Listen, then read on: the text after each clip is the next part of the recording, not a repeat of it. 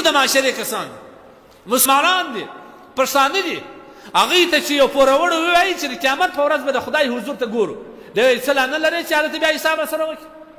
العیاذ بالله الف مره العیاذ بالله دغه سړی په دې خبره د اسلام اوځي کړه موږ به راینا مسلمانان یو لمونځ مو د اسلام جز ګڼلی دي بس روژه هم نیسو زکات کې مو ورکړي که مې نه ورکړي سرسایه بس فورا ورکو او پاته نور معاشره چې کم سو معاملاتو دا کې به اسلام په موږ کار نه لري موږ خپل د طبیعت مطابق دا ته اسلام نه وایي دا ته منافقت وایي نیم اسلام منم نیم نه منم دا منافقت دی که نه تا چې د بندګۍ پړې غاړې ته واچوئ بیا به پر څلورو د الله په امر روان یې دا خپل ټول ځان اولاد به د خدای د حکم تابع ګرځئ دا خپل خواهشات خپل فکر سوچ دا به د الله په احکاماتو کې نه چلی تباه به سي دا زموږ تاریخ په دې ګواري تاسو وګورئ چا چې د خدای په وحي کې سوچ چلولی دی قوم عاد قوم ثمود فرعون حامان نمرود دا ټول تاریخ موږ ته داسې عیان ښود چې هغوی څومره طاقتونه درلوده لیکن بیا هم الله تبارک وتعالی زیر زبر کړي حضرت علي رضی الله عنه په باره کې راځي کان کثیر البکاء والخوف حضرت علي رضی الله عنه به همیشه ډېر ژړل او ډېر ویره به ورسره او دی به په دنیا کې د دوو شیانو څخه ویرېدي او په دې موږ ټول اخته یو واورئ حضرت علي رضی الله تعالی عنه به په دنیا کې د دغه دوو شیانو څخه ویرېدي او ده به ویل دغه انسان تباه کوي هلاکوي کوم دوه شیان یو اوږده اوږده امیدونه ساتل نو به دی بنګله جوړه کړم نو به دی ولاړ سم داسې کاروبار به وکړم دونې پیسې به زیات کړم داسې سرمایه به جوړه کړم و داسې به وکړم داسې دا ته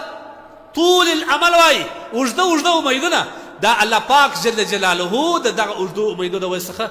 الله تبارک وتعالی د ده یریږي بیا به په هلاکت طول العمل او دوم اتباع الهوا د خپل خواهشاتو تابعداري کول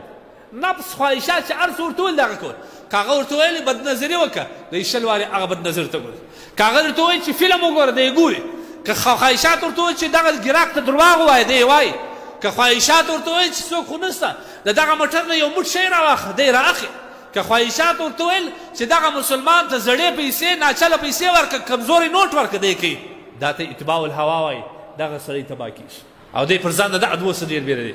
او دا زموږ په معاشرت کې تر ټولو زیات دی هر چا چې پوښتنه وکړي څه خواست کړي نبي علیه الصلاه والسلام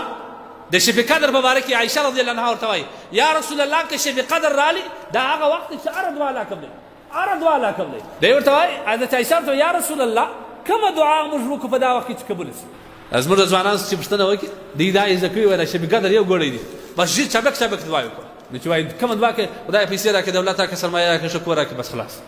زموږ هدف ټوله دنیا ده موږ د دنیا بچیان یو حالانکه حدیث کې راځي کونو ابناء الاخره د آخرت بچي د ځانه جوړ کړي نبي علیه السلام دا نور ته وایي چې د پیسو غوښتنه وکړي شب قدر په ورځ یا اللهم انک عفو تحب العفو فاعف عنا ای الله ته معافېدو والا ذات یې معافي دې خوښه ده موږ معاف دغه دعا لیکن موږ چی خواست کو پیسو چې دا لاس پورته کو د ګناه مې ایري مغفرت مې ایري هر څه مو ایري بس اول د واره خدای ته خو یو ښه حلال رزق راکړې خدای ته خو مې بچیان په رزق ماړه کړې نه به خواخوږي کېږي د لوږې به نه مردارېږي د خدای بنده د خپل ګناه او د آخرت په باره کې حساب دنیا کې که وږي سیم تاسو وګورئ د نبي علیه الصلاه والسلام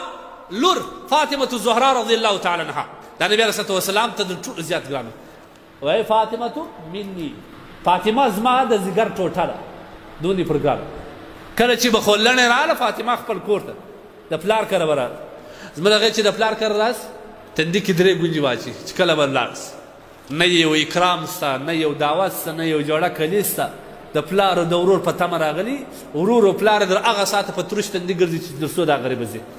دا بل کال یې بیا زړه نه غواړي چې راسي افسوس پر موږ باندې افسوس فاطمه مني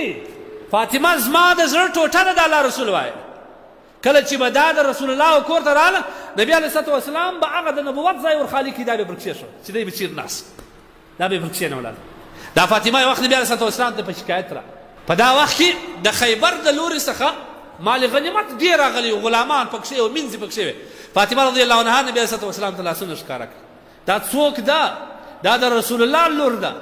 دا د جنت د ښځو سرداره ده سیدة نساء اهل الجنه د ټول جنت د ښځو سرداره ده د دې په لاسو کې دونه غټ غټ چړاخونه دي وایي بابا جان زما لاسونه وینې زه چې کله دا چکۍ کوم دا اوړه مې دوم زما لاسونه وینې کوي ما ته یو مینځه راکړه.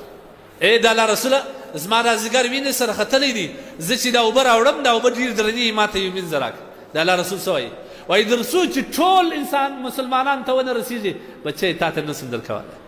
بیا د دې د تسلي دپاره وایم لورې زه به تا ته یو داسې تسبیحات تر وښیم چې ته هغه وایې د درو مینځانو کار به بیا ته کولی سي درته اسانه به ځکه تسبیحات فاطمي وایي هر لمانځه څو وروسته مو وایي سبحان الله درود یې شوارې، الحمدلله درود یې شوارې، لا اله الا الله څو وارې څلور دې شوارې. الله اکبر. فاطمه رضی الله عنها ته تسلي رسول الله په دا رقم ورکوي. دا د نبي علیه الصلوة والسلام د ځیګر ټوټه ده. لیکن موږ وګوره په دا وخت کې نبي علیه الصلوة والسلام دې ته دا خواست نه کوي چې د الله څه وغواړي چې ما ته ډېر مال راکړي یا اخرت